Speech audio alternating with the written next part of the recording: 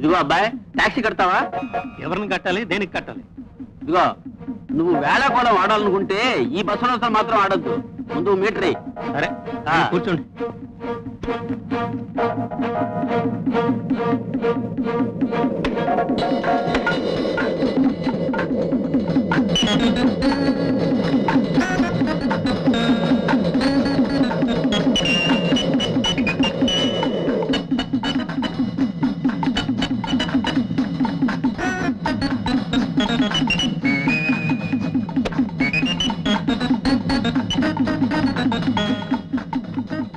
Sir meter sir. ఎంతైంది? 10 రూపాయలు sir. 10 రూపాయలా sir? కొంచెం మంచి మనసుతో ఇవ్వండి సార్. ఎవరైనా మనసుతో ఎలా ఇస్తారయ్యా? చేత్తోనే ఇస్తారు. నువ్వు అడిగావు కాబట్టి 10 రూపాయలు ఎక్స్ట్రా. కొంచెం చూసేవండి సార్. అలాగే. ఇదిగో చూస్తున్నా, ఇస్తున్నా. ఇది బసరాజు పద్ధతి. చూడటం ఇదా? నువ్వు ఆఫీస్ ఎంత బాగా చూసుకుంటున్నాడో తెలుసా? అసలు వాడు ఎక్కడ్రా? రే బసరాజు గారు అబ్బాయి, బసరాజు గారు అబ్బాయి, బసరాజు గారు అబ్బాయి.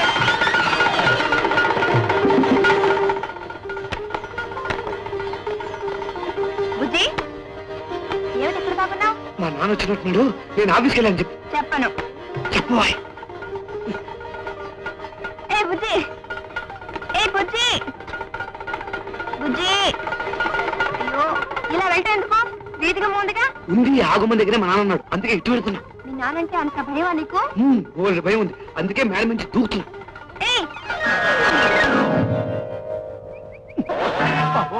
బసరాజు పట్టేశావా? నేను రా గోపిని. గోపి నువ్వా? డేంజర్ వచ్చిందిరా. ఆ డేంజర్ ట్యాక్సీలో తీసుకొచ్చింది నేనే. నువ్వా? నేనే. నువ్వేం భయపడకు. దానికి నేను ఒక ప్లాన్ వేశాను. Master plan. నీ ప్లాన్ వల్ల ఇంత ప్రమాదాలు పడ్డాం.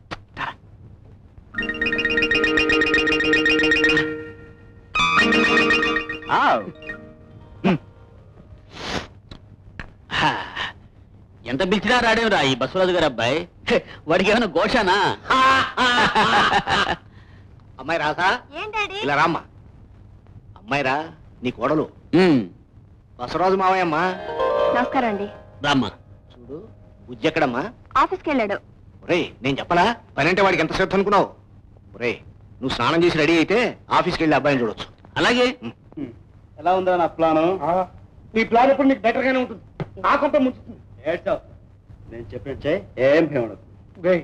నా ఒంట్లో రక్తం లేదురా, మొత్తం భయమే ఉంది. కళ్ళ ముందు ఎర్ర టోపీలు, కోర్టు బోన్లు, సంకెళ్ళు. నా పరిస్థితి ఎలా ఉంది నీకు అర్థం కావట్లేదు. కాదురా, అది నా పావు సైరన్. మా నాన్న వస్తాడు, వాడికి నిలబడు.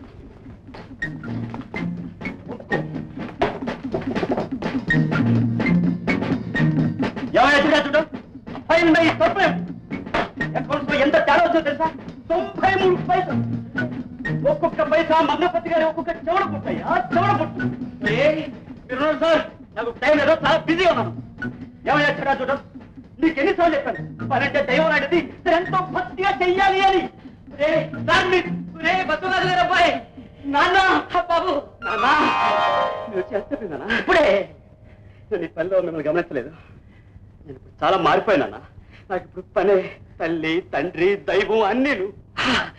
చాలా సంతోషం బాబు. I feel proud as Basavaraju. అవును, వారి పేరేం పేరు? జటాజూటం. జటా పట్టి జూటం. ఇది ఒక మహర్షి పేరు లాగా ఉంది. అలాంటి వాడే. చూడండి,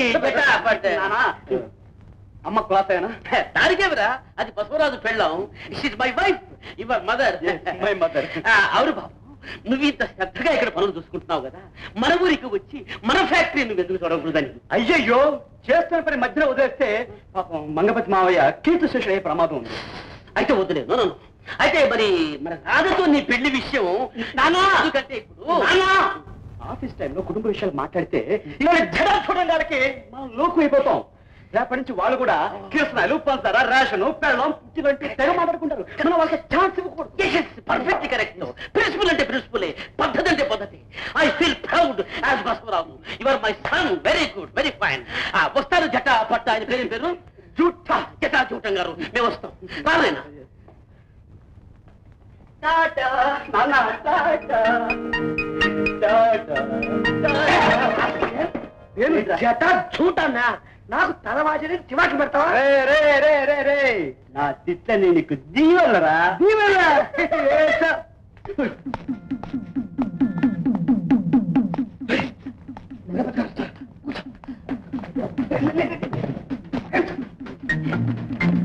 ఎవరే కారాకరం? ఈ పరీక్ష తప్పలేదు. నిన్ను తాగుకొచ్చి వేస్ట్ పిల్ల వేసా తప్పలేదా? ఈ డైలాగ్ ఆపే. నా పాత్రకి ఇచ్చిన డైలాగ్ అయిపోయే వరకు నేను ఆపను. ఏమయ్యా కారాకరం? నువ్వు చేసేది తప్పలే. ఎవరు పెట్టావో ప్రతి వారం నేను ఇప్పుడే స్లోలోకి వచ్చాను. గదిలోకి వచ్చి ఎంతసేపు అయింది? ఇప్పుడే వచ్చాను రా. మీ నాన్న వచ్చాడు చూసావా? చూశాను. ఆయన చూసిన కొంచెం మూడ్ అవుట్ అయింది. That's very bad. ఎప్పుడు మూడ్ లోనే ఉండాలి రా బుజ్జి. ఉండేవాడిని, కాకపోతే మా నాన్న చూసిన తర్వాత భయంతో కొంచెం అప్సెట్ అయ్యాను కనుక. డైలాగ్ ఆపే. నువ్వు సురక్షణంగా ఉన్నావని చెప్పి వాడిని ఇవాళ ఊరు పంపించేస్తాను. నీ పని నువ్వు చూసుకో.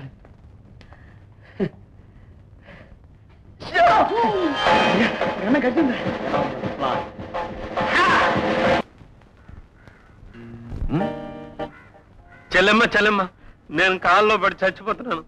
ఎలాగో చచ్చిపోతున్నా కాబట్టి రాత్రికి నా కూడించొద్దు. నాన్నకి నా దీవెనలు దండాలని చెప్పు. అన్నయ్య అర్థం లేకుండా రోడ్డు మీద దిగోలేంటి? సిగ్గులేదు? సిగ్గు లేదు, తాగడానికి మందు లేదు, ఆ సారా కొట్టి ఏరైకి బాకీ తీర్చడానికి డబ్బు లేదు. అందుకని ఎలాగో చచ్చిపోతున్నా కాబట్టి ఆఫ్టర్ ఆల్ 2 రూపీస్ ఇచ్చావంటే మందు కొట్టి చచ్చిపోతా. తాగి నువ్వెందుకు వస్తావు? మమ్మల్ని చంపుతావు గాని. చావడానికి ప్రయత్నం చేస్తా. 2 రూపీస్, ఓన్లీ 2 రూపీస్ ఇస్తా. 2 రూపీస్. ఈ తాగుడు దెయ్యం నిన్ను వదిలితే తప్ప నువ్వు బాగుపడవు. ఇదిగో సిస్టర్, ఒకవేళ చావడానికి వీలు లేకపోతే బతకడానికి తిండి కావాలి కదా, కూడుంచమా. వస్తా, మందు కొట్టి వస్తా. ఈ మందు బదులన్నా గాని మందులో ముచ్చేస్తే మన పని జరగవచ్చు. 2 రూపీస్ చొక్క, 2 రూపీస్ చొక్క. గురు ఏంటి మధ్యలో? నీతో పని ఉంది. త్వరగా చెప్ప, చొక్కేసుకోవాలి. ఇవాళ మా బాబు చచ్చిన రోజు. అయితే పని చేయి, కూర్చొని బాధపడు. అది కాదయ్యా, ఆయనకి విస్కీ బ్రాంతిలు అంటే చాలా ఇష్టం. మరి నాకు ఎప్పుడు కనిపించలేదే. ఆయన ఆత్మశాంతిగా ప్రతి ఏడు ఆయన చచ్చిన రోజున నాకు కనిపించే మొదటి వ్యక్తిని తీసుకెళ్లి పీకల దాకా తాగించి వాళ్ళ ఇంట్లో దించుతాను. ఈ ఏడు నువ్వు కనిపించావు. కాకపోతే నీకు మందు అలవాటు ఉన్నట్టు కనిపించడం లేదు. బయలేవాడు. మన అసలు పేరు సింహాచలం. చాలా మంది సారాచలం అని పిలుస్తారు. మనం తాగడం మొదలు పెట్టామనుకో ఆగడం అనేది ఉండదు. కాబట్టి పద కూర్చో. మీ నాన్నగారికి పర్మనెంట్ గా ఆత్మశాంతి చేసేద్దాం. గురు, మందు పోయించావు, తూలిపోతాను నన్ను తీసుకొచ్చి ఇంటి వరకు సాయం చేసావు. నీలాంటి మహానుభావుడు రోజు కూడా తగిలాడంటే నా జీవితం 3 సీసాలు 6 గ్లాసులుగా గడిచిపోతుంది. ఇక నేను పడుకుంటాను, నువ్వు దయచేసి వెళ్ళి. అమ్మమ్మ, ఇంటి దాకా తీసుకొచ్చి ఇంట్లో వదలకుండా ఎలా? లోపల దాకా దింపుతాను. నువ్వు దింపున నేను దిగనయ్యా. అదేంటి? అదేంటే పడుకున్న మా చెల్లెమ్మ చూసిందనుకో మొత్తం మందంతా దిగిపోతుంది. ఈ రాత్రికి నేను ఎక్కడే పడుకుంటాను. నువ్వు ఇక్కడే పడుకోవయ్యా, కానీ మీ చెల్లెమ్మ ఎక్కడ పడుకుంటుంది అని. మీ చెల్లెమ్మ మంచమే పడుకుంటుంది. అదిగో అక్కడ పడుకుంది. అవును, మా చెల్లెమ్మ కూడా నీకెందుకు? అదే లేదు, కాసేపు దేశ పరిస్థితులు చర్చిద్దామని. సరే, చర్చించుకోండి, నేను ఇక్కడ పడుకుంటాను.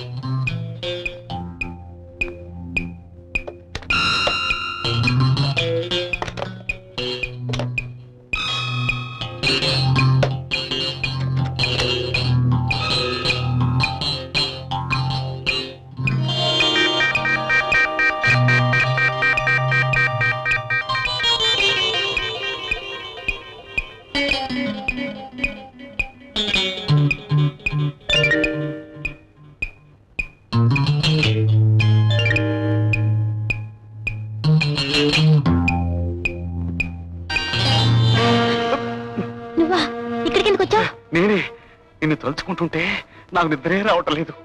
నువ్వు జో కొడతావేమోనని. జో కొట్టడం కాదు, నేను అరిస్తే. చలం, ఇక్కడ పడుకున్నావేంట్రా? లేకు చలం.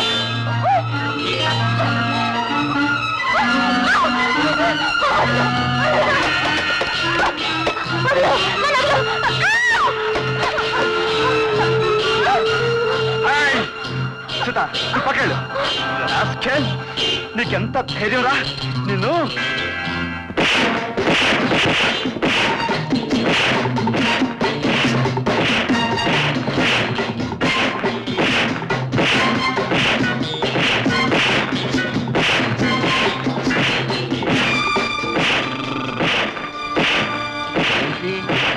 బాజాలు మోగుతున్నట్టున్నాయి. ఆడపిల్ల ఒంటరిగా దొరికింది కదా అని అన్యాయం చేయబోని నిన్ను నా చంపినా పాపం లేదు. మరోసారి ఎక్కడైనా ఎవరైనా దౌర్జన్యం చేస్తాడో తెలియాలి. నీ ప్రాణం నిజంగా తీస్తాను. పాకరించే చలం చలం లేరా. వాడిని ఇక్కడికి తీసుకొచ్చి నువ్వేనా? ఆడే నన్ను తీసుకొచ్చాడు. నీ చెల్లెని వాడు పక్క గదిలో దౌర్జన్యం చేస్తుంటే నువ్వు ఇక్కడ తాగిపడున్నావా? సిగ్గులేదు? వాడిని తన్నినట్టు నిన్ను తన్ని తగలైపోవడానికి కారణం ఏమిటో తెలుసా? నీ చెల్లెల మీద నాకున్న అభిమానం, ప్రేమ. ఇక మీద బుద్ధిగా పడు.